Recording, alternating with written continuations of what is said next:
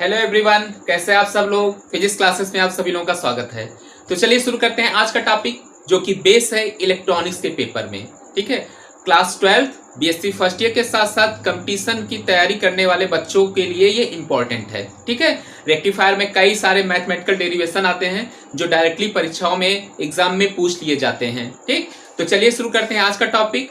Full wave rectifier, half wave rectifier हम लोग पढ़ चुके हैं। आज हम लोग पढ़ रहे हैं फुल वेव रेक्टिफायर के बारे में। फुल वेव रेक्टिफायर दो टाइप के होते हैं, centre type full wave rectifier and bridge type full wave rectifier. जो रेक्टिफायर हम लोग पढ़ रहे हैं वो किससे बना रहे हैं? पीएन जंक्शन डायोड से बना रहे हैं। ठीक है, और आज हम लोग पढ़ेंगे फर्स्ट टाइप का फुल वेव रेक्टिफायर, यानी कि centre type full wave rectifier. और उससे पहले प्लीज जो लोग चैनल पे नए हैं, चैनल को लाइक करिए, सब्सक्राइब करिए, शेयर करिए, बेल आइकन को जरूर क्लिक करिए, जिससे अगले वीडियो का नोटिफिकेशन आपके पास तक पहुंचता रहे। तो चलिए शुरू करते हैं। सबसे पहले कंस्ट्रक्शन देखते हैं। एक ट्रांसफार्मर ले लेते हैं। सबसे बेसिक रिक्वायरमेंट क्या है? ट्रांसफार्मर की है।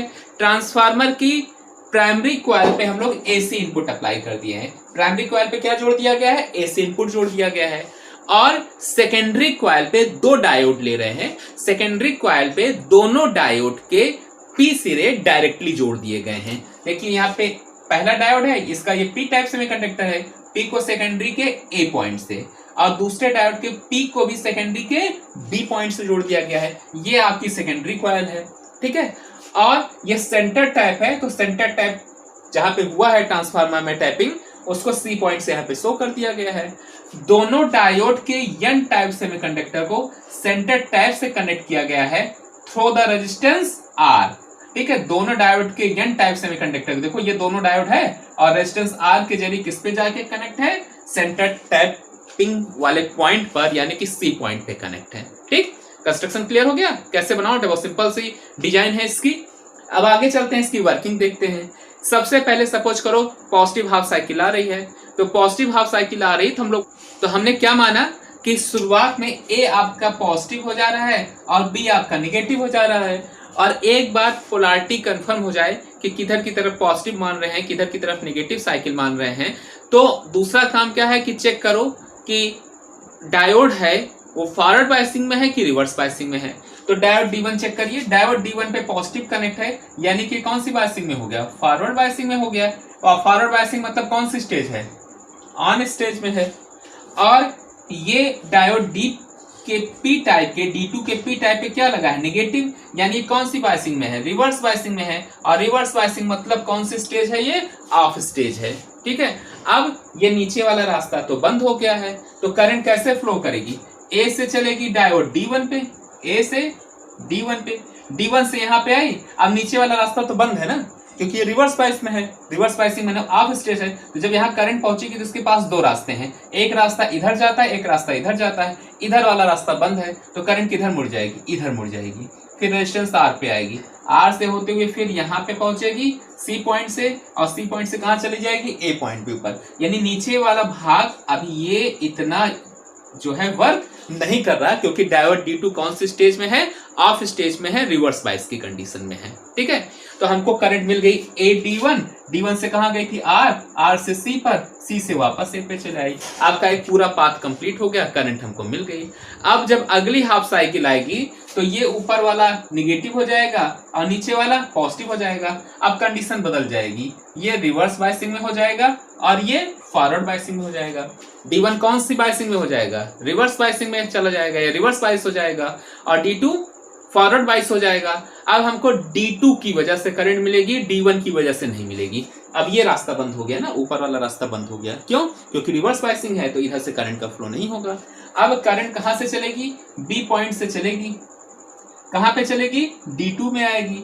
D2 से फिर यहां पहुंची। अब देखो ऊपर वाला रास्ता बंद है, क्योंकि ये रिवर्स बायसिंग में है ना। अब करंट ऊपर नहीं जा पाएगी क्योंकि ये बंद है। अब करंट किधर घूम जाएगी? रेजिस्टेंस आर की तरफ चली आएगी। आर से वापस सी पे आएगी और सी से वापस कहां चल आएगी? बी पॉइंट पे चली आएगी। तो यहाँ भी करंट रेजिस्टेंस में ऊपर से नीचे की तरफ आ रही है, और जब पहले डायोड में करंट चल रही तो वो भी ऊपर से नीचे की तरफ आ रही है। ऊपर वाली करंट को सॉलिड एरो से दिखाए हैं और D2 की वजह से जो करंट हो रही तो उसको डॉटेड एरो से दिखाए हैं। दोनों में देख लीजिए कि करंट की डायरेक्शन रेजिस्टेंस में ऊपर से नीचे की तरफ है, यानी कि करंट कैसी है, यूनिडायरेक्शनल है। यूनिडायरेक्शनल मतलब कि करंट का फ्लो एक ही दिशा में हो रहा है, और यूनिडायरेक्शनल है यानी कौन सी करंट है, डीसी करंट है। तो फुल वेव रेक्टिफायर के सेंटर टाइप में, या कहें कि centre type full wave rectifier में हम लोग देख रहे हैं, एक बार डायोड D1 फॉरवर्ड बायस में है तो करंट हमको मिल रही है, एक बार अगली हाफ साइकिल में D2 दूसरा डायोड फॉरवर्ड बायसिंग में चला जाता है, पहला वाला रिवर्स बायसिंग में चला जाता है। अब करंट हमको दूसरे डायोड की वजह से मिल रही है, लेकिन मिल रही है, यानी चाहे पॉजिटिव हाफ साइकिल आए चाहे नेगेटिव हाफ साइकिल आए, करंट हमको लगातार मिल रही है। एक बार पहले डायोड की वजह से मिल रही है, एक बार दूसरे डायोड की वजह से मिल रही है, तो पूरी साइकिल में लगातार हमको करंट मिल रही है। इसीलिए इसको क्या बोलते हैं, फुल वेव रेक्टिफायर बोलते हैं। क्लियर हो गया। हाफ वेव रेक्टिफायर में क्या था, केवल हाफ साइकिल पे करंट मिल रही थी, अगली हाफ साइकिल में करंट हमको नहीं मिल रही थी। यहाँ पे पूरी साइकिल में हमको करंट मिल रही है। ठीक है, इसको डायोड कैसे वर्क कर रहा हो, कैसे करंट मिल रही है, इसको समझने के लिए एक सेकंड फिगर बना देते हैं। सेकंड फिगर में हम लोग डायोड और उससे मिलने वाले इनपुट आउटपुट को देख सकते हैं। अब ये देखिए, पहला जो वेव हमने दिखाया है ये फर्स्ट डायोड के लिए है, E1 वोल्टेज शो हो रहा है।